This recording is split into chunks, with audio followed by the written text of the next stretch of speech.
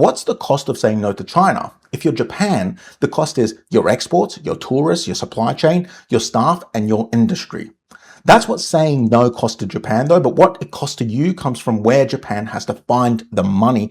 And a lot of that money is currently sitting in Western markets, but we'll talk about that soon. So put yourself in Tokyo's shoes. You've just watched a foreign government switch off your economy one piece at a time because your prime minister answered a question honestly. What do?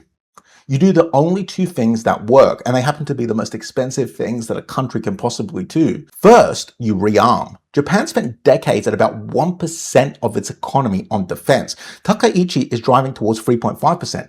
This year's defense budget went over 9 trillion yen for the first time ever. That's about 57 billion US dollars. I'm going to start saying these numbers in dollars instead of yen. It's going to be easier for people to follow. So Japan's economy is about $4.3 trillion. Every 1% of it they spend on defense is another $43 billion a year. And they are talking about adding 2.5%. Call it 100 billion a year additional spend on their military. Okay, so what's the second thing that you have to do though? You rebuild every supply chain that runs through China or that formerly ran through China.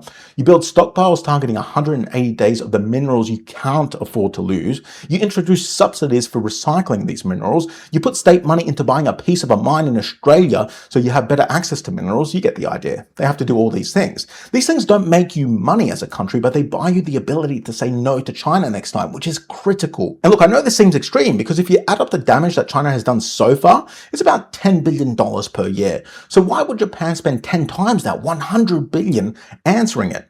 Because they are not paying for what China has already done. They are paying so that China can't do the rest. Remember those numbers. Japan grows at 0.9% in a good year.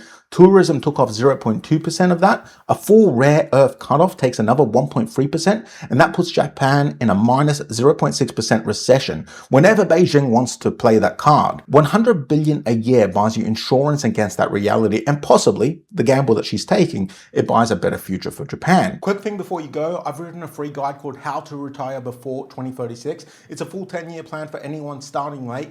Get out of debt, invest properly, retire on time. Free download, link in the description.